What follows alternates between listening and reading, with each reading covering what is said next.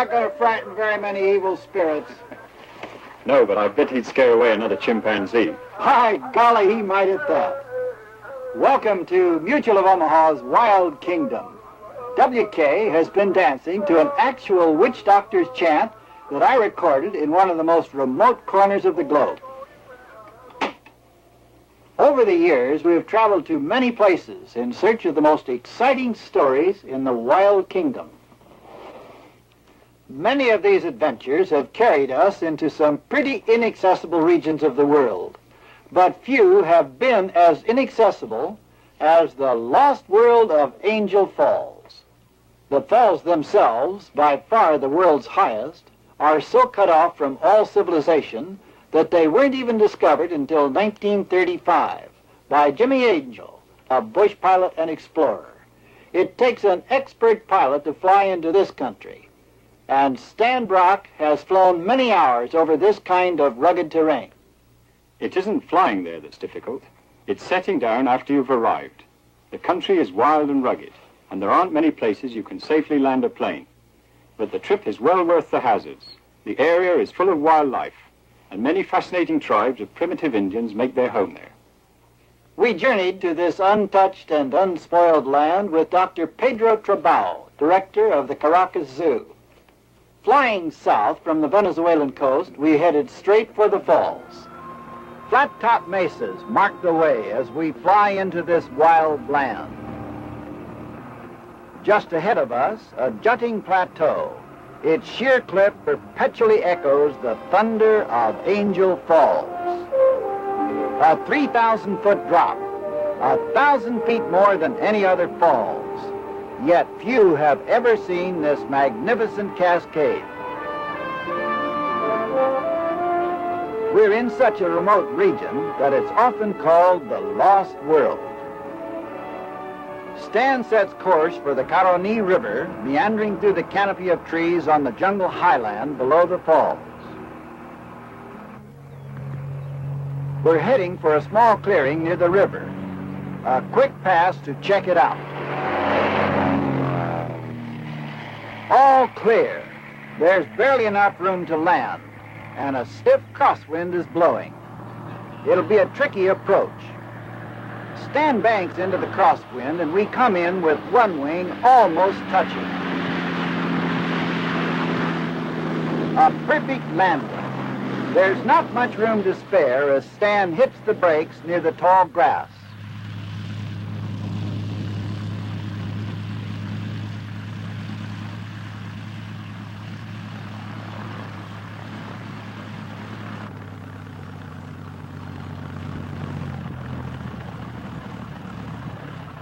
Dr. Trebbau keeps a boat near here, and while Stan makes it ready, we'll move through the jungle to the local Indian tribe that Dr. Trebbau knows from his previous visits.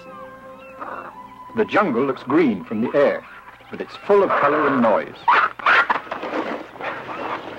Two macaws are right on my path as I head for the river. They blaze with color, and if their brilliant plumage didn't make these large birds conspicuous, they're noisy squabbling wood. The scarlet macaw decides there may be another perch in the jungle after all. On a higher branch, a cock of the rock watches a red uakari monkey scamper through the trees. A timid vegetarian, he rarely descends to the ground. Like the cock of the rock, the red uakari wears brilliant color, vivid against the green tree canopy. But the green leaves help camouflage the emerald tree boa.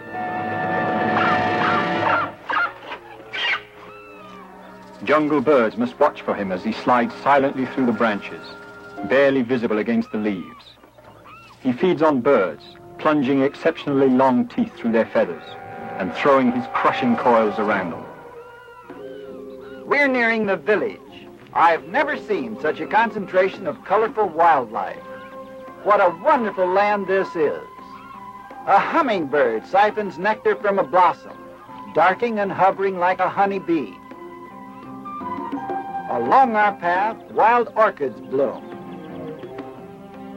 This lush, unspoiled land is filled with an immense variety of wild animals. There's a tyra, an expert hunter and tree climber, a combination that catches quite a few birds. But I can't figure out what he's up to now.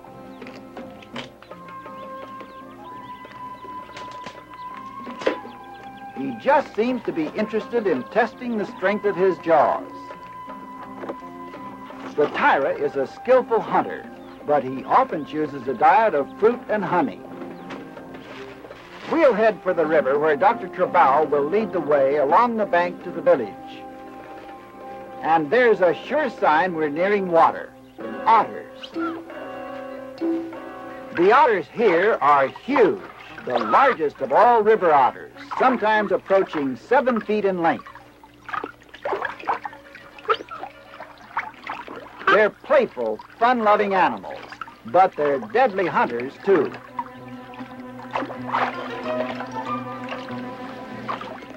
He's got it. Now for a quick meal on the bank. He cleans the fish carefully as he eats it. We're not far from the village now, and just ahead, Wika Indians harvesting fruit. They're primitive, simple people living on what the jungle provides. We've come to the river, and along its bank an Indian boy scatters sulfur butterflies. There are thousands of them clustered on the shore. Here's another Wika youngster, and it looks like he's got a pet. On his vine leash he holds a huge tarantula, the largest spider in the world.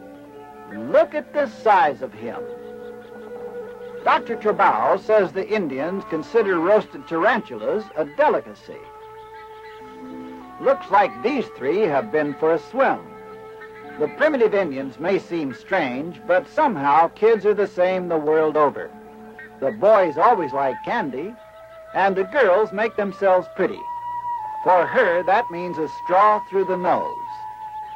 They're beautiful children. Dr. Trebbau learns that a festival is about to start in the village. We've come at an ideal time. The children were a sure sign that we were nearing the Indian village, and it wasn't long before we sighted some more Indians at the top of a hill. These Indians remember Dr. Trebbau from his last visit. The young man is dressed in his finest feathers and paint, ready for the festival. This tribe has had little contact with our civilization. That's tobacco, rolled like a cigar, but chewed, not smoked. We decline his generous offer.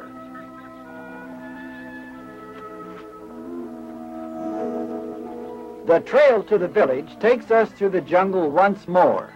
And even this close to the village, it abounds with wildlife. Yagarundi, a pair of youngsters, relaxing in the sunlight as only cats can. One cat spots something, an iguana. That long tail seems to intrigue him.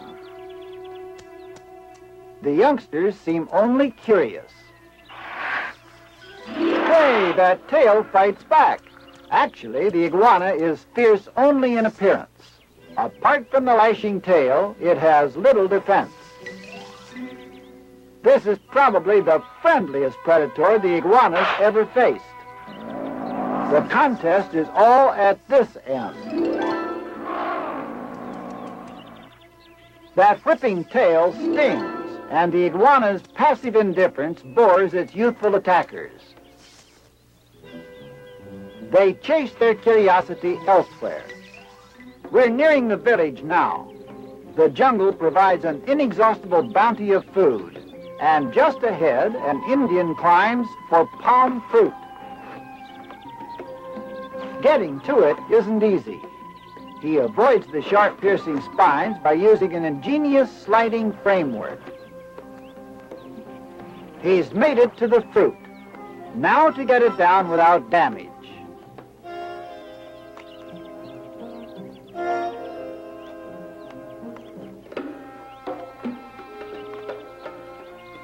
The Wika men find all the food the village needs right in the jungle.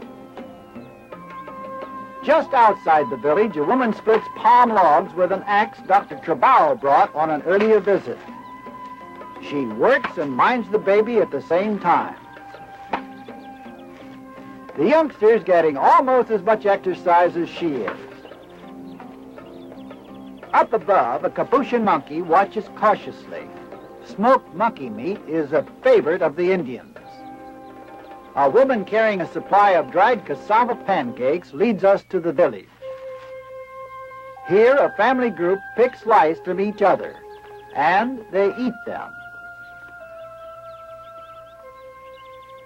Strange and primitive as these people may seem by our standards, they think of themselves as the only true human beings, and their jungle home as the hub of the world.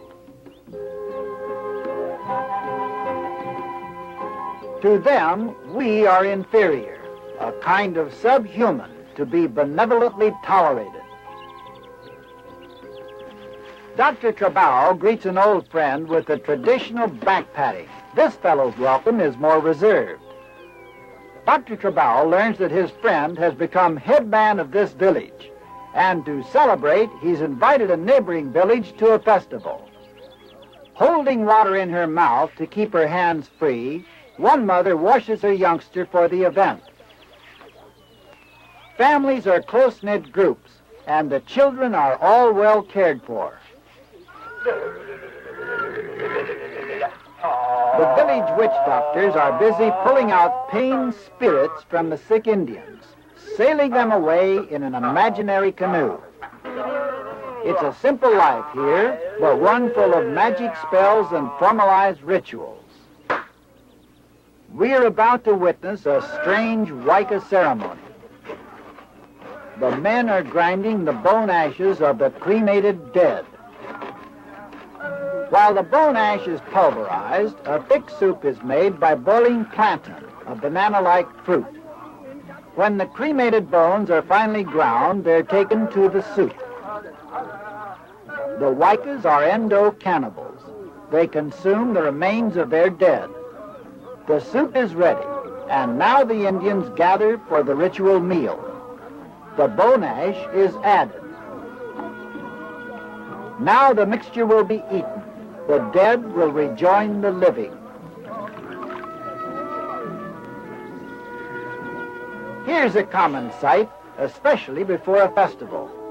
The blowpipe is loaded with something the Wikas call a bene. It's a powerful hallucinatory drug. Dr. Trebbau says the drug is strong, and one charge blown up the nostrils intoxicates them for hours. The festival is ready to begin. It follows a strictly prescribed form. The Indians from the neighboring village arrive wearing their most impressive decorations. And now a circle forms for a favorite test of strength, chest pounding. The young warrior demonstrates that the blow means nothing to him, but they are brutal, delivered with full force. Sometimes serious injury can result. The violent chest pounding gives way to dancing. To the Wikas, free from any knowledge of the world beyond, this is civilization. In their language, all other people are wild. We left the Indian village behind as we headed back to rendezvous with Stan near the river. The trees along the river are full of life. Just ahead, a white-throated toucan. That enormous bill is really quite light. He acts a little nervous. There's the reason, a kinkajou, aroused from his daytime slumber by the toucan's noisy chatter. There must be a quieter spot. The toucan won't budge.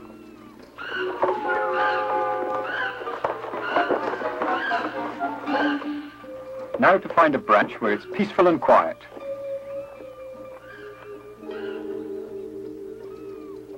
A swimming capybara seems to have found the perfect spot.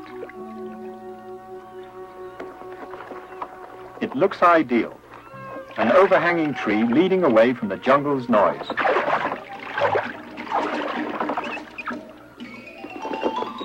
At last, the perfect spot for a nap, with only a quiet capybara for company. But now the kinkajou's spotted knee, just as the capybara decides to roll in the water under the tree trunk. The timid kinkajou waits his chance.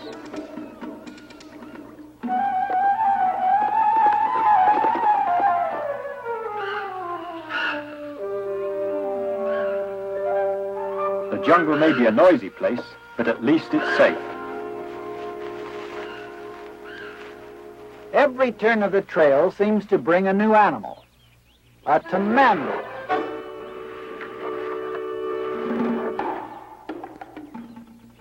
The little anteater is looking for insects, and the young jaguarundis are still exploring the area. They'd do well to leave this fellow alone. Tamanduas are strong little animals, capable of tearing open concrete hard termite nests. Those long claws are needle sharp and the forearms immensely powerful.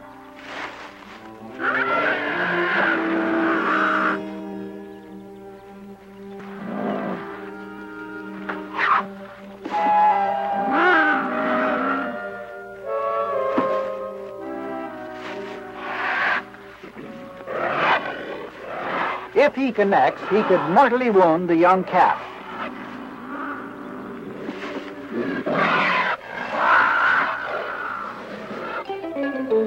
They're leaving, and luckily the tamandua did them no damage. These youngsters don't have the hunting experience yet to know which animals to avoid. Their favorite prey seems to be each other.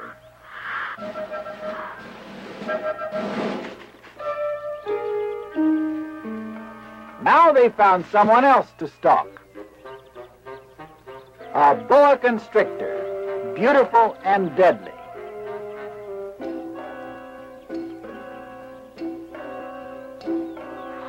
The snake's not poisonous, but if a boa gets its teeth into a cat, it will quickly grip it in suffocating coils.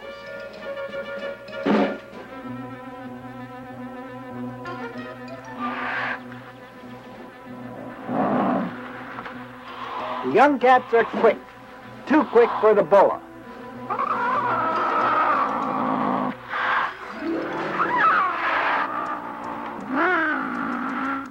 The cat's great agility and instant reactions keep them just clear of the snake's sharp teeth.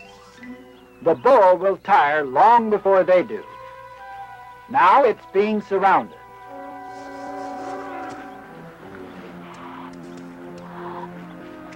These young cats are absolutely fearless, depending on their fantastic reflexes to keep them from harm.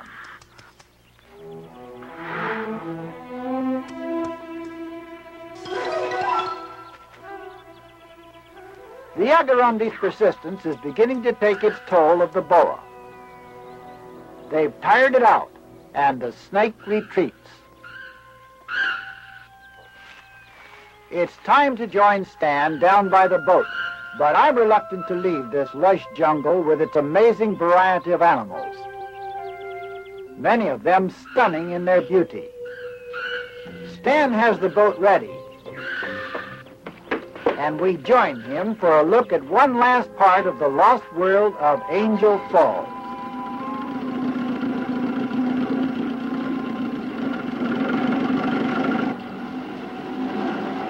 We're heading upriver toward Angel Falls, but we won't get that far because a barrier blocks the route. The river, like the jungle, is a haven for all kinds of wildlife. Wood ibises, graceful in their soaring flight.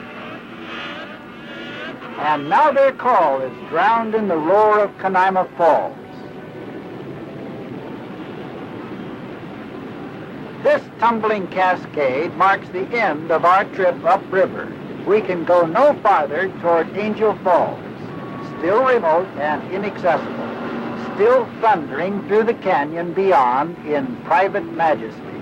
And so our journey ends here at Canaima Falls. An unforgettable trip back to a simple, primitive, wild world. A world that to me possesses more grandeur and beauty than the one we left behind. The lost world of Angel Falls.